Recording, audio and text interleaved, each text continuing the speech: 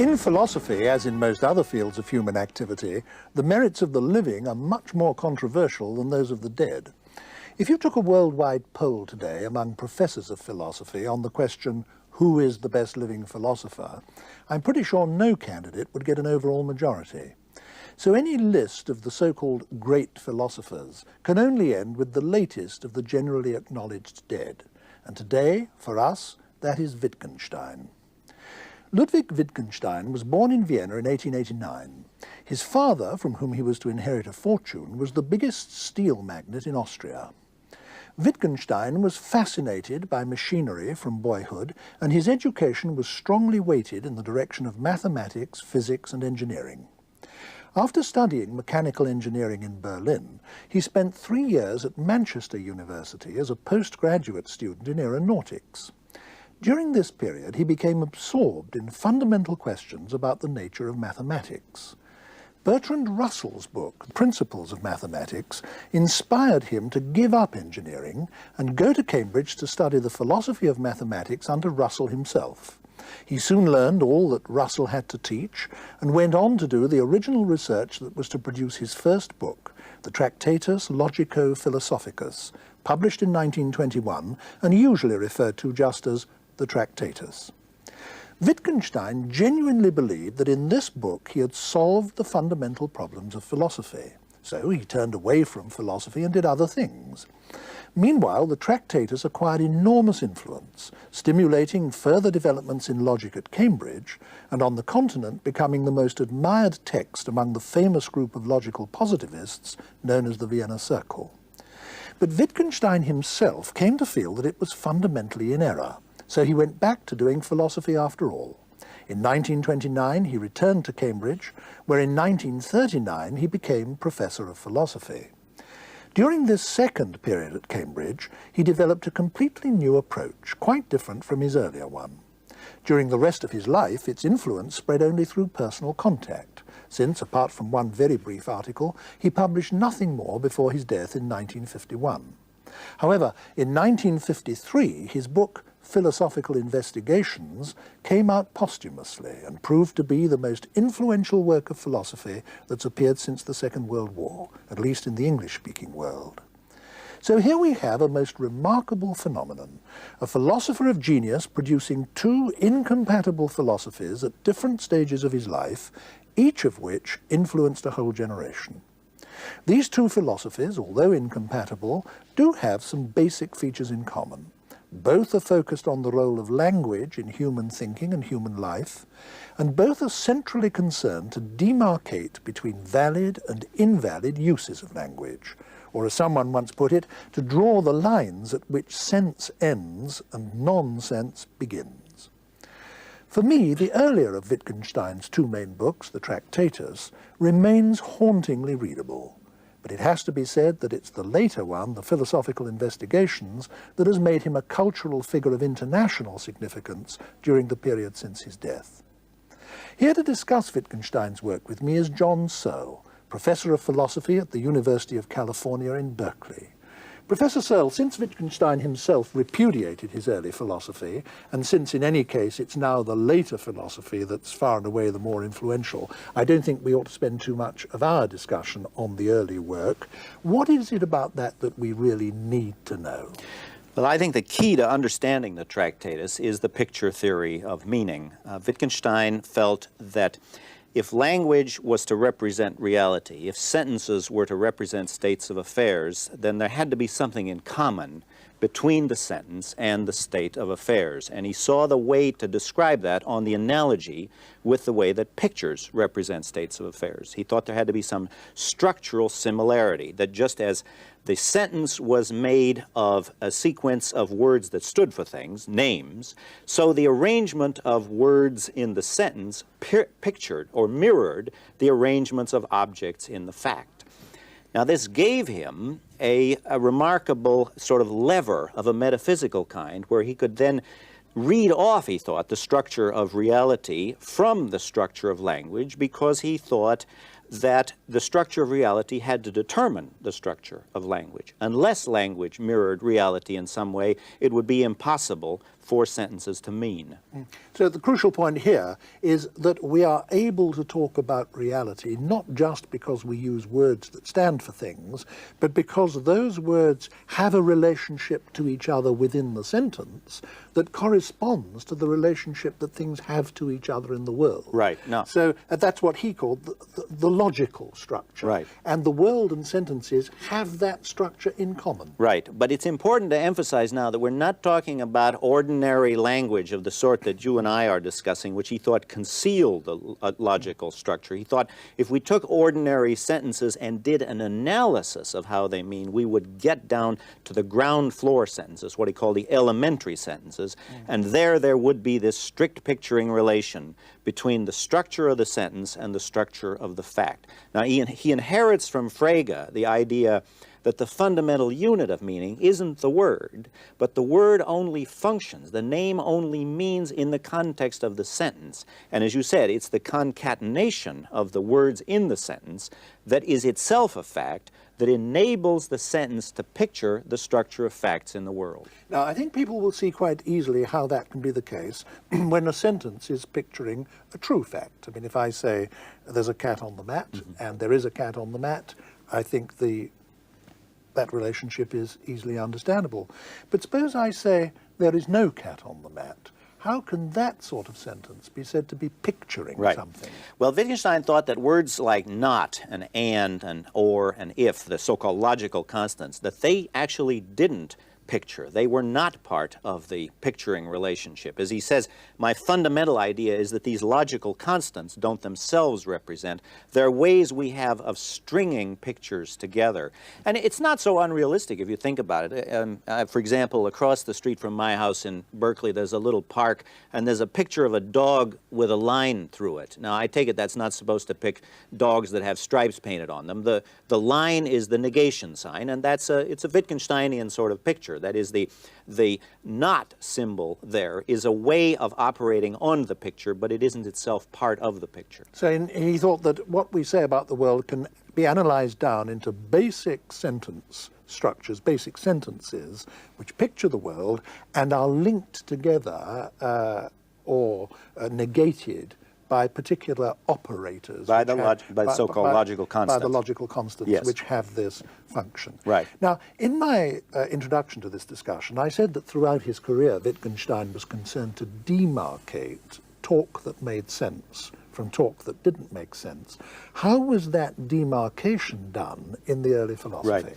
Well, in the early philosophy, in the Tractatus, Wittgenstein thought that the only language which, strictly speaking, made sense was this fact-stating language. Now, unlike the positivists, he didn't relish that. He didn't think that was wonderful. He thought that the really important things were unsayable, were unstatable. He thought that ethics, religion, aesthetics were in the realm of the unsayable. And he once said about the Tractatus that the really important part of the Tractatus is the part that's left out, the part that's not there at all. So he made a strict demarcation of meaningful language as fact-stating language. Yeah. And the other parts of language, those parts of language that are not used to state facts, he thought were, strictly speaking, nonsense, and we couldn't really say anything. So although ethics, religion, the arts, and so on are of fundamental significance in life, we can't actually ever do them justice in language. They are, as far as the Tractatus is concerned, they are even, it isn't that we can't do them justice. Our attempt to do them justice is meaningless. We can't say anything meaningful about them. Now, you've made the point very clearly that the central to the early Wittgenstein is this picture theory of meaning. How did the later Wittgenstein depart from that? Well, again, though Wittgenstein's ideas are very complex, there's a rather simple answer to that question. He moved away from the picture metaphor of the nature of meaning to the tool or use metaphor as the correct conception of meaning. He says, think of words as tools, and the way to understand language, the way to get a correct conception of how language functions is to look at how words are used. He says, for most cases, not all, but for nearly all cases, the meaning of a word is just its use in the language. Now this, just as the Tractatus gave him a certain metaphysical conception of the world derived from language, so by changing from the picture metaphor to the tool metaphor, he turns that metaphysics upside down. Now, instead of saying that the structure of reality determines the structure of the language, now what he says is that the structure of the language determines what we think of as reality. We can't think of the world, we can't discuss the world, we can't have a conception of the world independent of the conceptual apparatus that we use for that purpose. Now, you've raised a lot of very fundamental concepts here, and I think we ought to take them one at a time for the sake of clarity. Let's begin where you began, with the distinction between a picture theory of meaning and a tool theory of meaning. The later Wittgenstein is no longer saying that that words or sentences picture what they're about. He's saying that a word or a sentence is like a tool, and what it means is what you can do with it, so that, in fact, the meaning of a term is the sum total of its possible uses.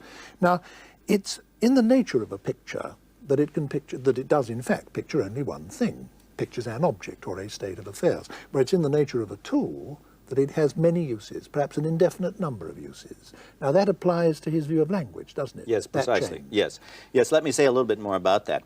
Wittgenstein is anxious to insist in the investigations that language is indefinitely extendable, and that there isn't any single thing that binds all uses of language together, that there isn't any single essence that runs through all of language. And indeed, for particular words, there needn't be any particular essence that marks the definition of that word. That he says words have a family resemblance of their uses, so that, I mean, he gives the example of game. He says, if you ask yourself, what is it that all games have in common? And he keeps insisting, don't think what they all have in common, but look and see if you can find anything. And then he says, if you consider board games, Olympic games, gambling games, games played with balls on fields and so on, what you find is that there isn't any single essence. There isn't any single thing that all games have in common. There's not even the fact that they're pastimes or diversions, no, because I mean, some people play them professionally. Pretty grim, right? Do them for a living and a career. If you've been to Las Vegas, it isn't that those people are just amusing themselves. It's a pretty grim business to watch them at the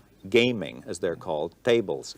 But the idea he has is that the strength of the words derives not from some underlying essence, but from the fact that there's a series of crisscrossing relationships, similarities, and he compares that to the way that the various members of a family resemble each other. And he calls this a family resemblance relation. Now, it might seem like Wittgenstein was just saying sort of obvious points here, but remember, he is militating against a very powerful philosophical tradition. He's militating first against the idea of his own, that words get their meanings by standing for objects, and then secondly, an even older tradition that says words get their meanings by being associated with ideas in the head, and he's militating against a tradition that says, and this goes back to Plato, that in order for a word to have a meaning, there must be some essence, there must be some essential trait that the word marks. So the interest of his remarks about language derives a lot from their revolutionary or radical attack on a pre-existing tradition.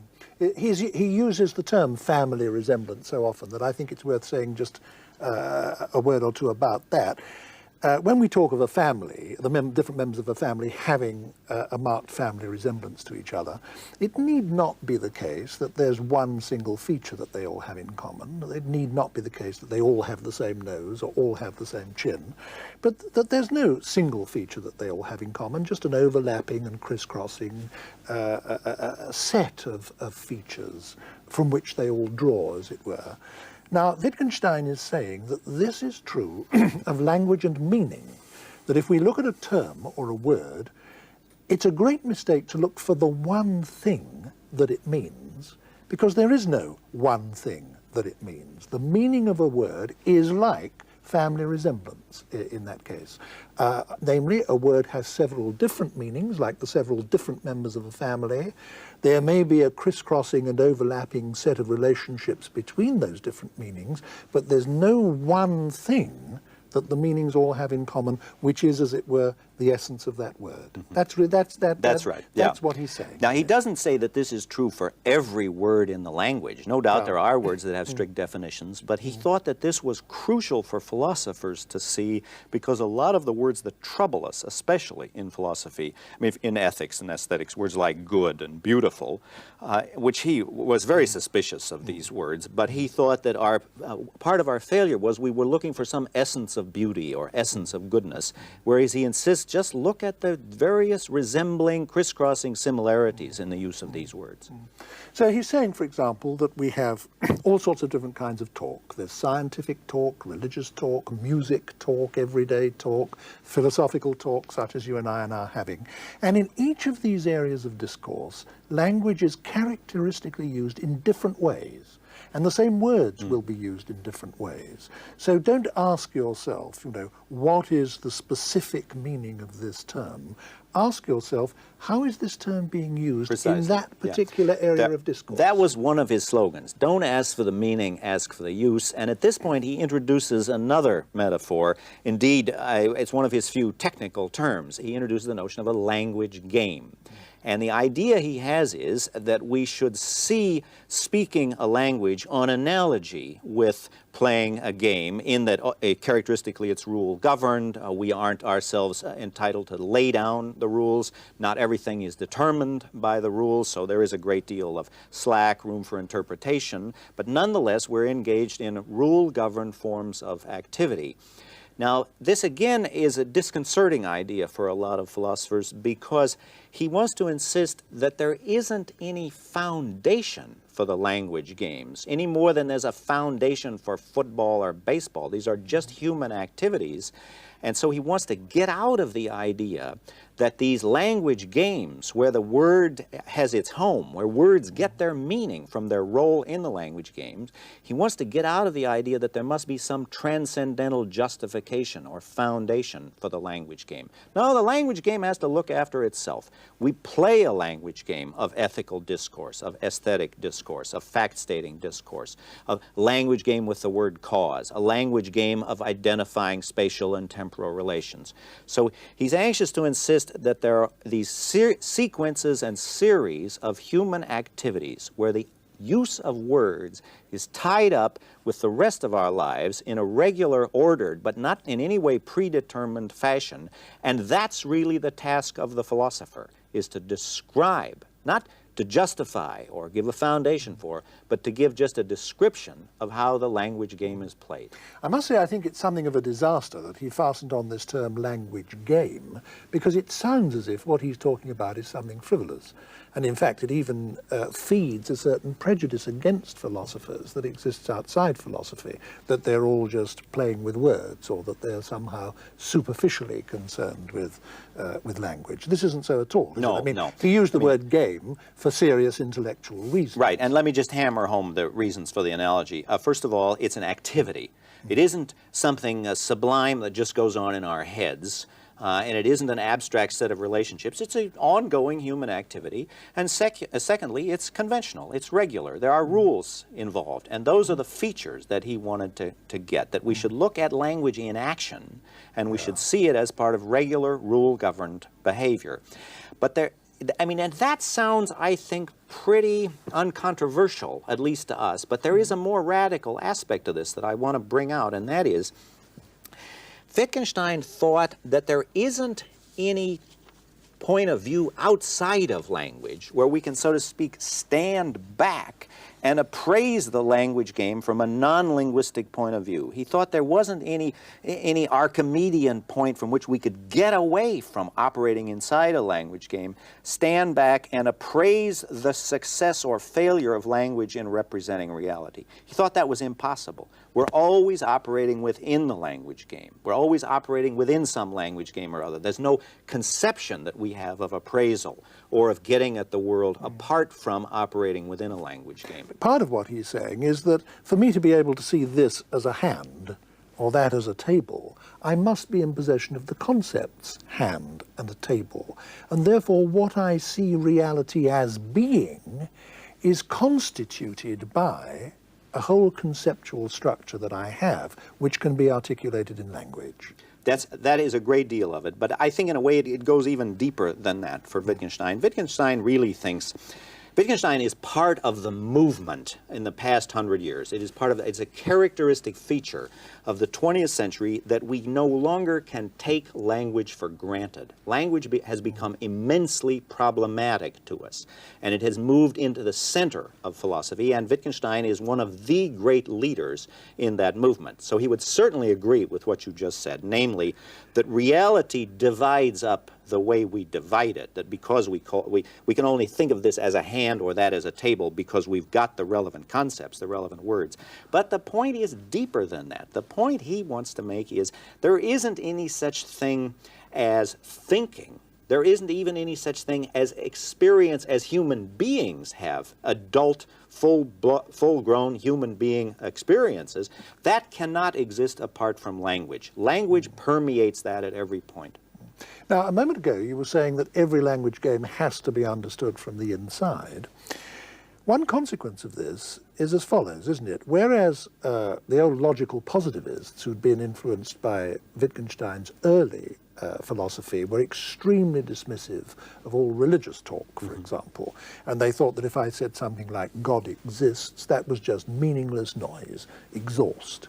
The later Wittgenstein would have not been intolerant in the same way. He would not have dismissed religious talk as being empty of meaning. What he would have said is, well, let's first of all examine how words are used in a religious context, how they function. Let's look at their use. Let's, as it were, get inside the religious language game, as he would have put it, and see how these terms are being used, and then we can judge whether they're being used legitimately, not legitimately, or whatever it might be. Well, you have to be very careful yes. about that last bit. You see, because what Wittgenstein would say is it's not our task as philosophy to appraise the success or failure of the religious language game. All we can do is describe how it's played. And the important thing is to see that it isn't played like the scientific language game. It's ridiculous, he thinks, that we should take religious utterances as if they were sort of second-rate scientific utterances for which there was inadequate evidence. And he was always anxious to insist, well, we ought to look at the role that religion and religious utterances play in people's lives. That's the meaning of these utterances, to see what sort of a role they actually play in people's lives. And he disliked the idea that we should over-intellectualize this and make it into some kind of a theoretical enterprise where what we were concerned to was to criticize this and see if the evidence for the existence of God was up to snuff by scientific standards. He didn't like that. W.G. Grace once jumped on a chair in a meeting and said something Wittgenstein really approved of. He thought this was wonderful. Grace said something like this. He said, God doesn't want a head. Any old cabbage will do for a head. What God wants is a heart. Now, Wittgenstein liked that because he thought that was the language game in action. That was not trying to get outside it and do some sort of pseudo-scientific appraisal. Yeah, but it is important, I think, for us to make the point that he didn't take a sort of anything goes attitude. I mean, he did think that philosophical puzzlement is characteristically caused by our using the terms from one language game as if they belong to another, by, for example, trying to judge, as I think you just said, trying to judge, say, moral talk or religious talk as if it were scientific talk. And that having got ourselves into these puzzles and problems, the way to get ourselves out of them was to pay very strict attention to the way the words that we were using normally functioned in I think that's right. Actual human discourse. And he does have various ways that he summarizes this. He says philosophical problems characteristically arise when we take the word out of the language game where it's at home and then try to think of it as something sublime. We want to inquire into the nature of the good, the true, or the beautiful instead of just looking at how these words are actually used in the language game where they get their meaning. A few minutes ago we were talking about this analogy that Wittgenstein makes between games and the use of language. There was one important aspect of it that we didn't take up because we can't talk about everything at once. A game is a rule-governed activity, and language is a rule-governed activity, and has to be, because if I didn't follow certain linguistic rules, what I said would be unintelligible and wouldn't communicate or perform any of the functions I want it to perform. So I have to follow certain rules. Now, Wittgenstein argued that because that was so, there could be no such thing, even in theory, as a private language. And his argument to this effect has become one of the most controversial aspects of his philosophy. Can you say a word about Yeah, it sure has. Well, I would be glad to. In a way, I'm reluctant to get into this hassle because there's so much junk written about the private language argument. But just let me say a little bit about it. First of all, you got to say something about rules. We've been talking as if the notion of a rule for Wittgenstein was unproblematic, but it wasn't. His notion of a rule is itself one of his important contributions to philosophy. What he thought was, first of all, that rules don't block off all eventualities, that language isn't everywhere bounded by rules. Nothing is everywhere bounded by rules. There are always lots of gaps left open by any system of rules. He gives the example of throwing a tennis ball when you serve. There's no rule how high you have to throw it. But I suppose if somebody could throw the thing 5 miles high and we had to wait all day, they'd make a rule. I mean, the rules are never final. Now, another thing he said about rules is that rules are always subject to different interpretations. And if you've ever been through the income tax laws, you know this. I mean, the American history of it is a series of different interpretations. So it looks to Wittgenstein as if there's a kind of skepticism that arises here, because if anything can be made to conform to the rule by some fancy interpretation, then anything can be made to conflict with it, and you wouldn't get either accord nor conflict. The rule would then seem to drop out as irrelevant. Now, his solution to that is to say, obeying the rule is a social practice. It's something we learn in society. Society just has ways of making people and training people to conform to rules. Now, he applies that to this whole private language problem. The problem of the private language is, could there be a language where I just named my own private sensations in a way that no one else could understand it? Now, the reason for all the fuss is that a lot of people in the history of philosophy have thought that must be the basic use of language. In the whole Cartesian that language tradition, must name inner experiences. that we get to the real world, to the external world, by starting from our inner experiences, by starting from inside and working outward. Now, Wittgenstein wants to say two things about that. First of all, that isn't how the words for our inner experiences actually function. They don't name private objects. Rather, they're used in conjunction with public criteria, behavior, situations. So we're not, in fact, speaking a private language when we use sensation language. But secondly, and more controversially, he says we couldn't, in fact, speak a private language. We couldn't give a private, ostensive definition where we just sort of point inwardly to some private experience and name that experience. Because, he said, unless we can appeal to some larger social gathering, there won't be any difference between my thinking I'm using the word right and I'm actually using it right. So his discussion of the rules and the social character of rules is really what underlies his rejection of the idea of a private language.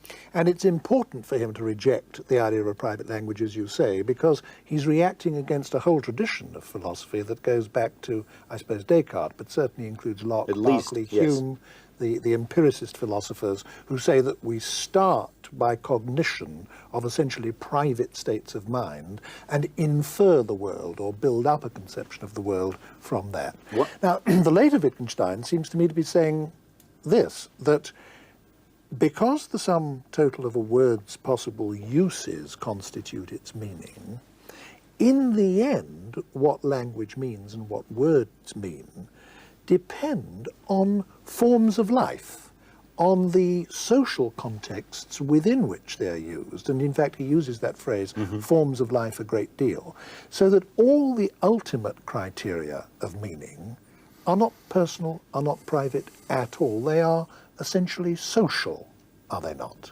That's right. And it's important to emphasize that the notion of use is itself a social notion. It's something that I do in conjunction with other members of a society, and it's only because I'm trained to respond in certain ways that we avoid this skepticism that says, well, anything I do can be made to seem to be in accord with some rule or other, or I could always interpret the rule in such a way that would come out in accord with it. And he does emphasize the idea that a language is a form of life, that we can't sort of of carve off the language and look at it apart from the human activities where it actually has its meaning. When people pick up Wittgenstein's books to read them, I think they're often struck and surprised straight away by what they find, because these books are not written in the way that ordinary books are. They're not written in continuous prose. They're written in separate paragraphs, and each paragraph is given a number.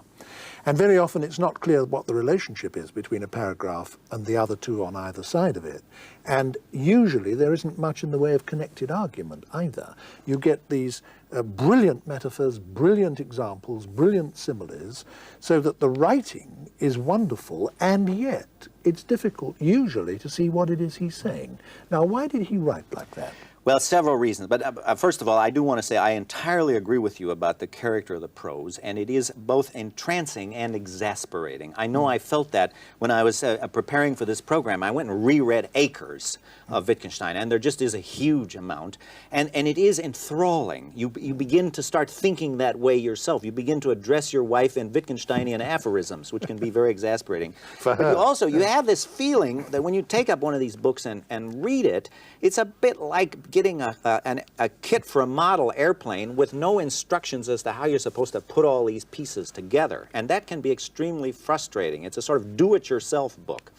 But why did he write like that? Well, first of all, I think it was the only way he found natural. I mean, he often says what a torture it is for him to try even to put these paragraphs together consecutively, much less to write conventional prose, articles and books.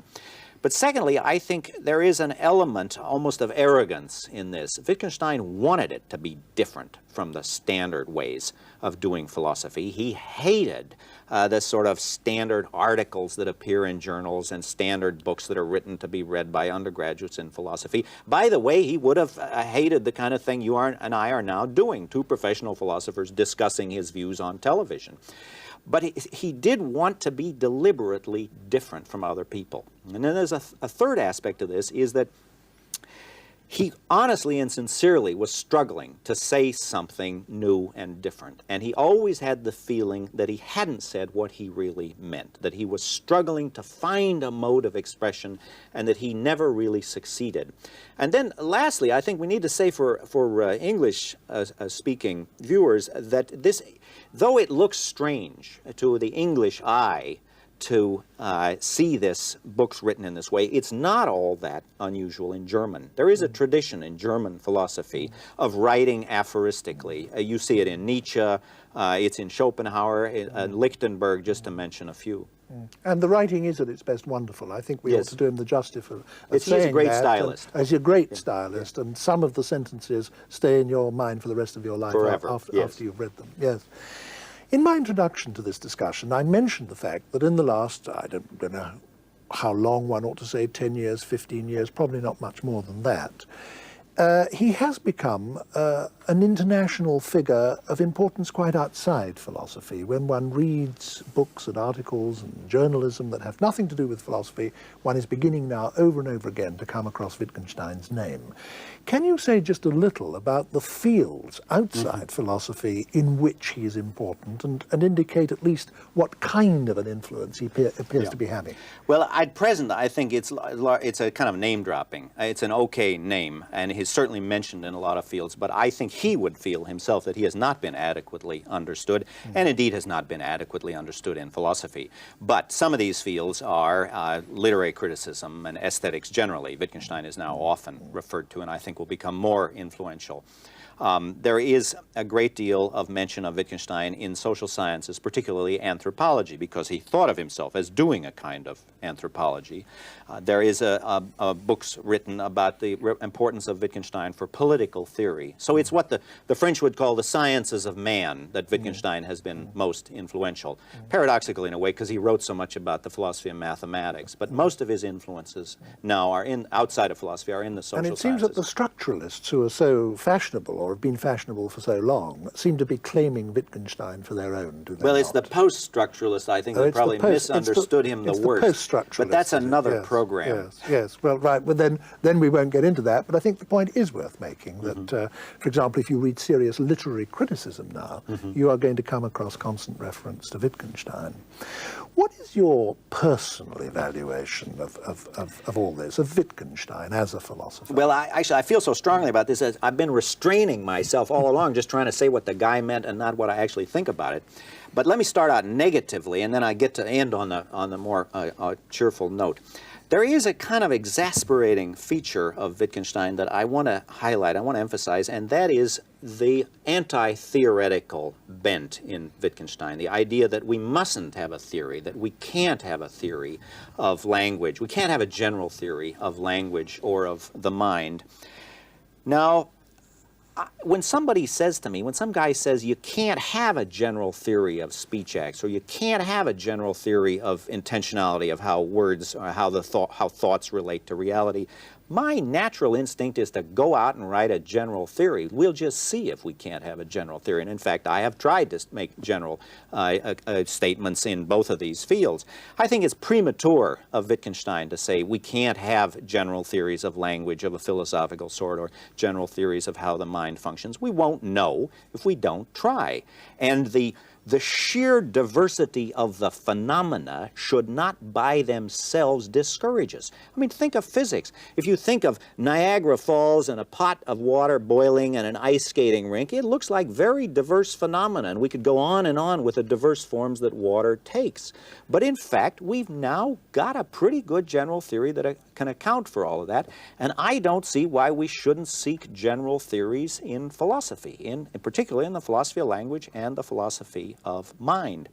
I almost think sometimes that Wittgenstein thought since he had failed to get a general theory, since the Tractatus failed, then any general theory must be impossible. Roughly speaking, if I can't do it, nobody can. And a lot of people... Probably what he actually believed. A lot of his disciples have said to me, oh, well, since you reject this anti-theoretical bent of the investigation, you must believe in the Tractatus, as if those were the only two options. And I want to suggest there are lots of other options. Now, tied in with this aversion to theory is a kind of waffling that goes on in certain crucial areas. Let's take religious discourse just as an example of this. We were mentioning this earlier. See, Wittgenstein himself obviously had a deep religious hunger. I mean, it wasn't this sort of a middle-class English attitude about religion, that it's just something for Sunday mornings. No, he really had a religious hunger. There are these constant references to God and getting himself right with God, and yet I think most people would say that he was an atheist.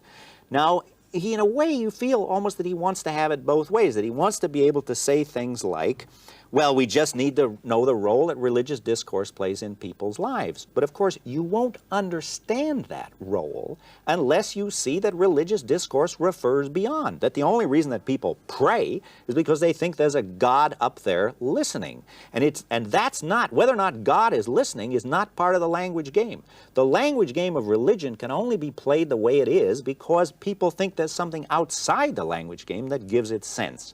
Okay, now that's for the bad part. Let me say what I think is really terrific in Wittgenstein. Well, first of all, I think most philosophers, what I'm going to say right now is kind of contemporary orthodoxy. Most philosophers would agree with this. He has made terrific contributions in the philosophy of language and in the philosophy of mind.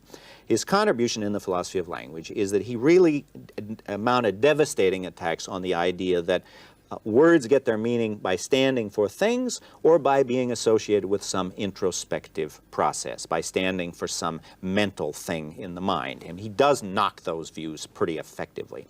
And also, he is pretty good, one, I think, of the most powerful, not the only one, but certainly one of the most powerful expressions of the view that speaking a language ought to be seen as a form of human activity, that words are also acts. Words are deeds, and that is an important line of investigations. Now, in a way, his discussion in the philosophy of mind is just as important as his work in the philosophy of language, and it's a very effective attack on the Cartesian tradition, on the idea that we really live in two worlds, a mental world and a physical world. But his attack on Cartesianism is so powerful precisely because he doesn't make the mistake of most anti-Cartesians of thinking, yeah, you just have to reject the mind. Just say there isn't any such thing as mental phenomena.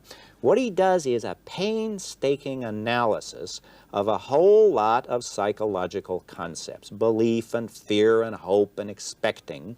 And he goes through these, and what he shows you is that the deep grammar of these expressions is quite different from what you would think just looking at the surface, where we have nouns like mind and body, and where it looks like there are these two different things, minds and bodies. What he does is, by carefully describing these language games, he gets you to see that things like hope and fear and expectation and belief are grounded in situations, that we actually use these words in such a way where we're not inclined to think there must be some deep Cartesian divide. We say things like, he's been groaning and in pain for the past 2 hours. And we don't feel there, oh my gosh, he's mixed categories, the physical groaning and the mental pain. It's just a perfectly natural way of talking. And he shows us that our natural way of talking does not lead to any kind of Cartesianism.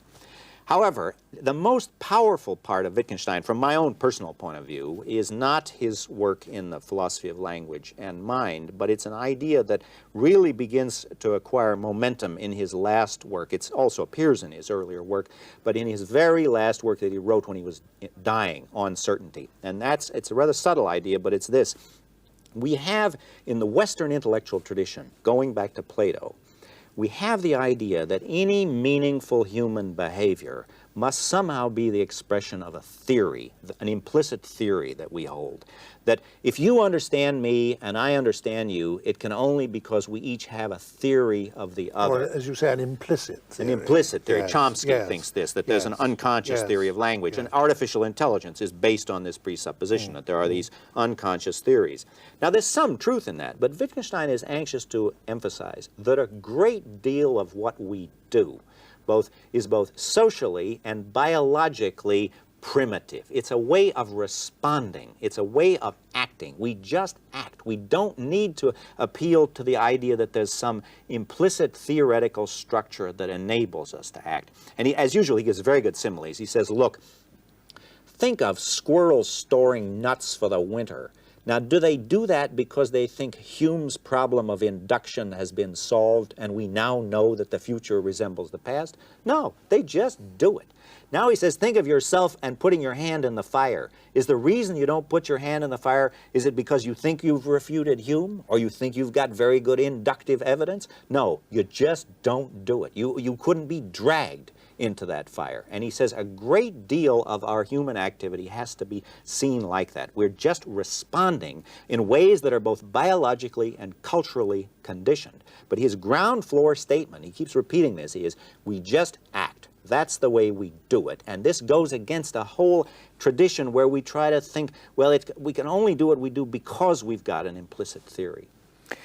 Do you think there's still a lot of juice in this, or do you think that Wittgenstein himself has made all of the really importantly creative and constructive use of these ideas that can be made? Oh, no, I think there's a great deal more to be said on this. To put it very bluntly, I think Wittgenstein only scratched the surface. Thank you very much, Professor Searle.